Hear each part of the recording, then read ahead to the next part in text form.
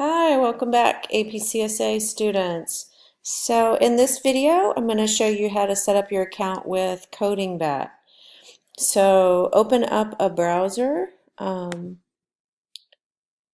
then just type in codingbat.com and you should see a screen similar to this. There may be some variation, but it should look similar to this. And so the first thing you need to do is to create an account. So find the Create Account button, click on that. You are going to enter your email here and a password.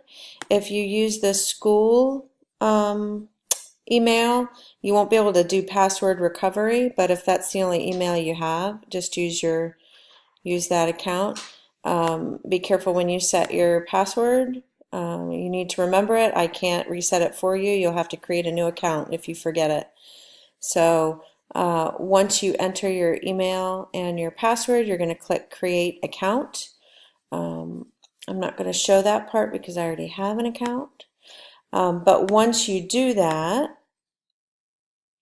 and you log in, you will notice that your information will be up here, your email or your account.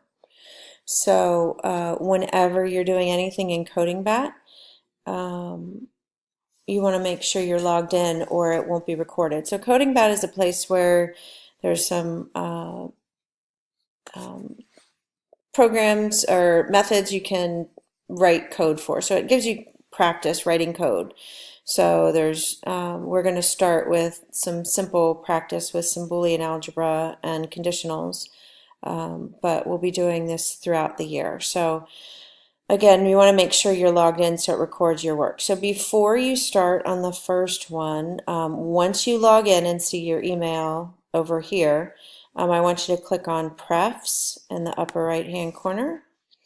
And I need you to share with my email. So right here where you see Teacher Share, you're going to type in edanderson@fcps.edu and you click the Share button. So make sure you get my email correct.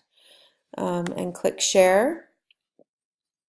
And then the next thing I want you to do is under the memo here, I want you to type in your name and your period so that when I look at the scores and pull your grades, I can find them quickly. So if you're in period 3, you're going to do P3.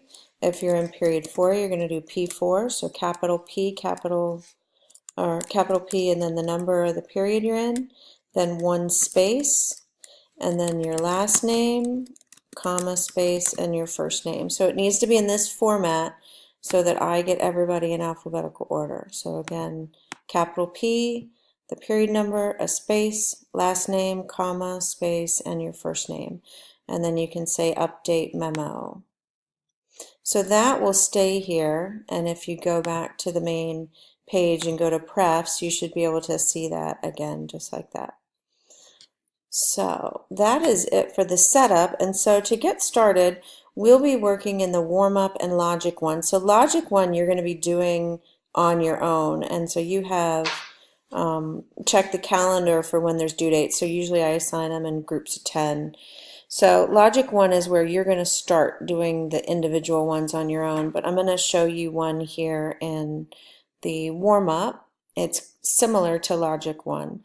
So go into warm-up here and you see all these challenge problems you can do. So I'm just going to start with the sleep in here. Click on this. And so what you'll notice is you want to make sure you're in Java, by the way, not Python. We're learning Java. So there's a description at the beginning. It'll describe what this method is supposed to do. And then it gives you 3 examples of the method being called with sample input and then what the output should be. So this would be the arguments passed to those as input to sleep in, and this would be the output. If this is passed as input, this would be the output. And if this is passed as input, this would be the output. So you want to use these and the description to help you write the method down below. So they give you the method header. You don't need to change the method header. And now that we've been working with methods, you know that we have 2 Boolean parameters here. And of course, those match up to these two Boolean arguments that are being passed. And then this method returns a Boolean value. So it's not a void method, it's a Boolean. And so that's how we get these outputs up here. So again, we're going to use the description and the samples to write some logic so that this executes as we want and produces the results we want.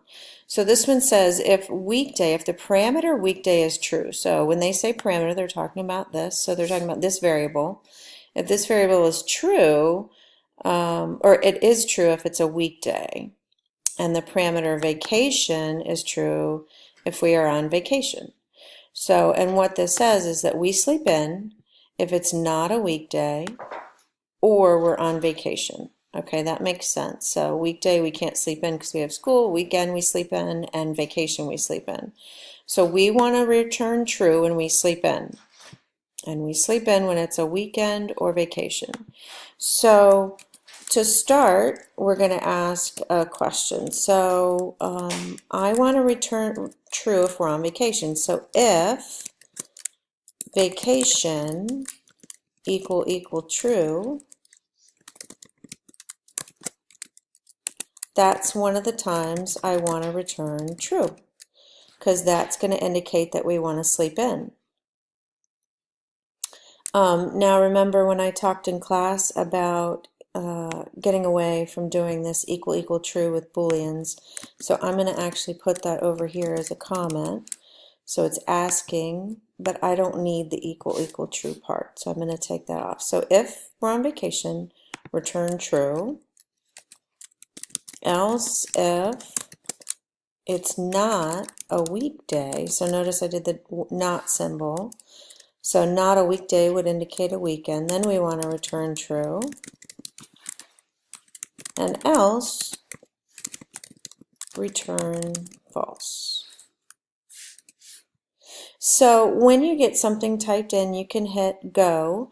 And I'll make a compiler error, so you'll see that when you click go, sometimes it'll give you the compiler error messages. So it's hard to kind of tell what line 3 is, but we know where I left that off. But once you get all the compiler errors resolved and you hit go, there's test cases that run through. And sometimes you won't get green for all the test cases, and you'll need to go back and do some thinking and fix some things. So I'll just put this here, better comments here. So this is not weekday equal true. Okay, so maybe we'll mess one up if I change this to false. Let's see if we can see. So you see there, these 3 test cases still work, but this one is not working, and that's because I should have returned true here. So there are different ways to write the conditionals, of course, to get this to work. And one of the things with the warm-up section is that you can show solutions for some of them. So I'm going to show the solution, and you'll see that they really simplified it even further by combining this first if and the else if into one statement with an or to return true. And you'll also notice rather than saying else return false, they just put the return false here. So the reason we can do that, and we could have done that as well, we could have taken off that else.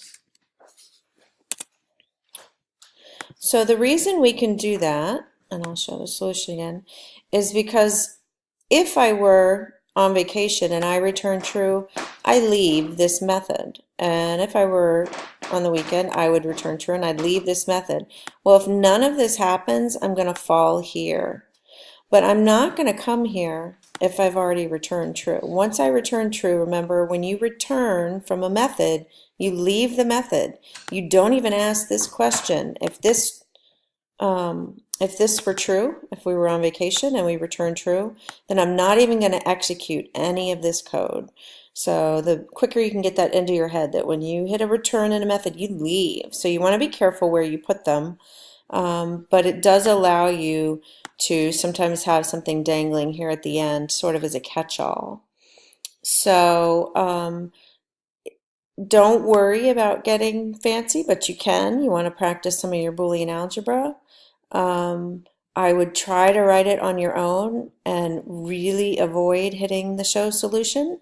So sometimes in struggling and getting things wrong and rewriting and asking questions, we do a lot of learning in that process. And so if you show the solution, sometimes it doesn't quite get in your brain as well as if you struggle through it on your own. So there you go. Now, again, just a reminder that the warm-up is just for you, just for fun. The solutions are available. The logic one is where you're going to be working to turn things in to begin. So make sure you're in the correct section and make sure you are logged in every time. Okay, happy coding.